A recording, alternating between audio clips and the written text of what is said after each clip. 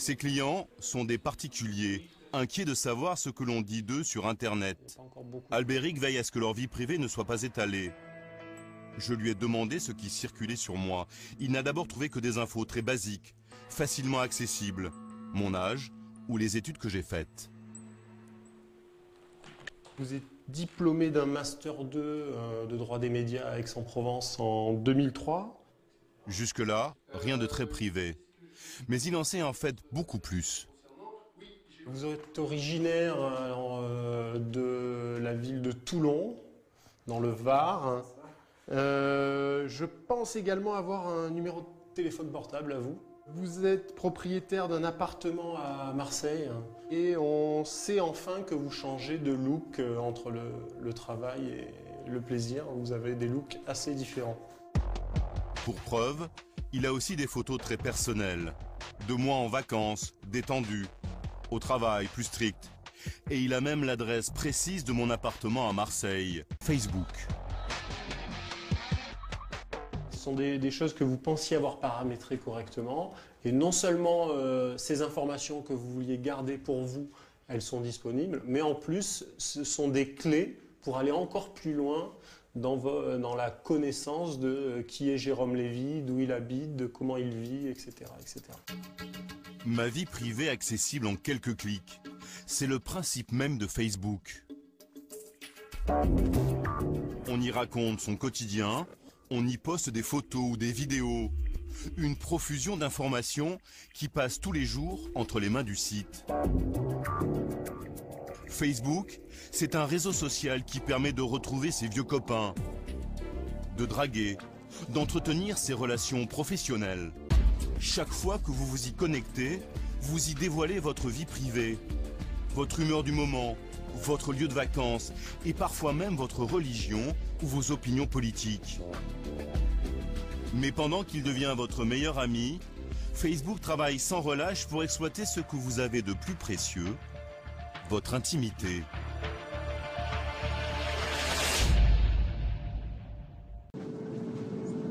Il fallait donc remonter à la source, aux États-Unis. Ou plus précisément, là où sont installés la plupart des géants de l'Internet. Dans la Silicon Valley, en Californie. C'est là que se trouve le siège de Facebook. Mais nous n'avons pas pu y entrer, car malgré nos nombreuses demandes, l'entreprise cultive le secret. Elle a refusé de nous recevoir. La seule personne qui connaisse parfaitement le système Facebook de l'intérieur et qui ait accepté de nous répondre mène aujourd'hui une vie paisible dans cette banlieue résidentielle de San Francisco. Vous aimez être dehors, hein, les poulets? Avec ses poulets, son jardin et son petit pavillon, Karel Balloun est bien loin de l'effervescence dans laquelle il baignait il y a 6 ans. Aujourd'hui, il travaille seul. Il a lancé son propre réseau social sur Internet, un site qui met en relation les défenseurs de l'écologie. Mais en 2005, il était l'un des premiers ingénieurs à être embauché chez Facebook, quelques mois seulement après la création du site. Ça, c'est un vrai trésor. Il a quitté l'entreprise il y a 3 ans et il garde encore précieusement les souvenirs de cette époque, comme sa carte de visite. Vous voyez, ils avaient fait les cartes comme un profil Facebook. C'est toujours présenté de façon très simple, hein. Ça, c'est notre première adresse. J'étais ingénieur manager à l'époque. Je dirigeais une des premières équipes du site.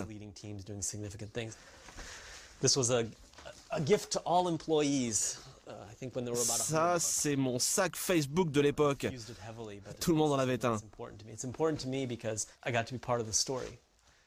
Aujourd'hui, je me rends compte que c'était le début d'une histoire qui allait changer le monde.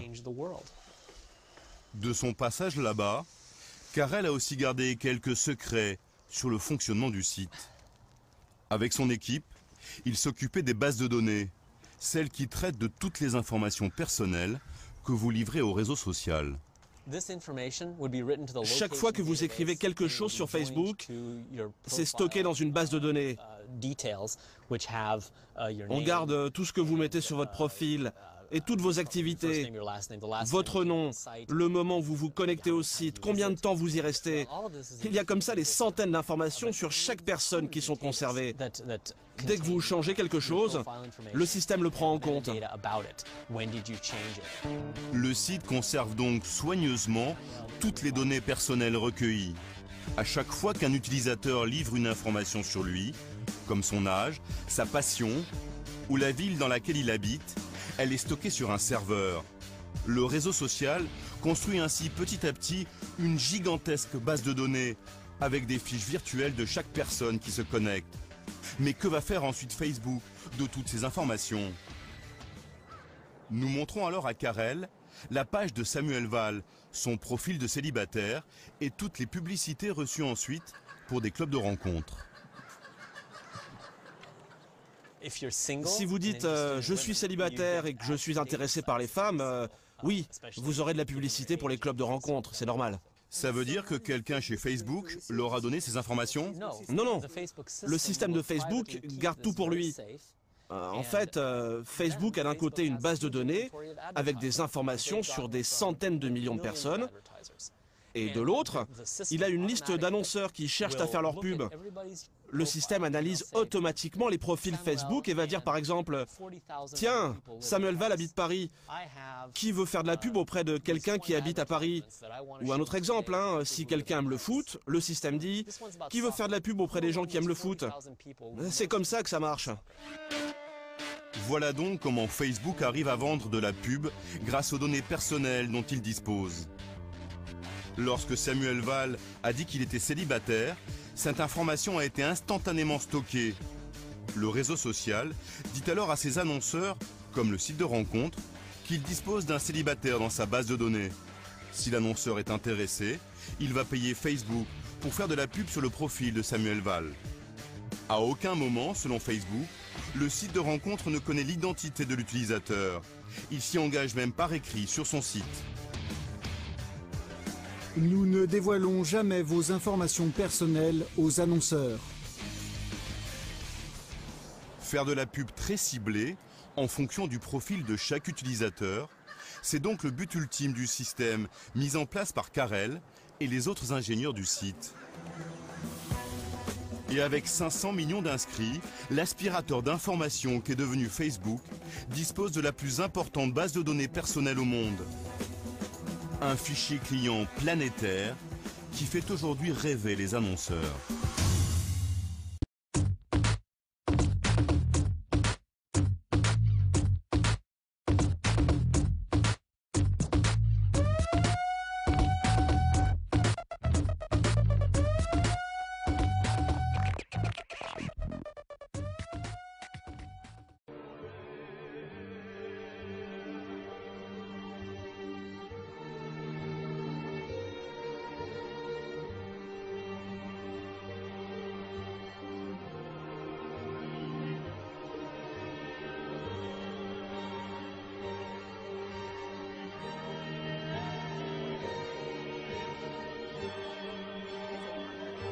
No, it's a hoodie.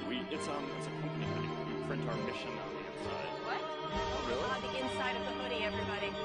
Take a look. What is it? Making the... Making the world. Oh my god, it's like super.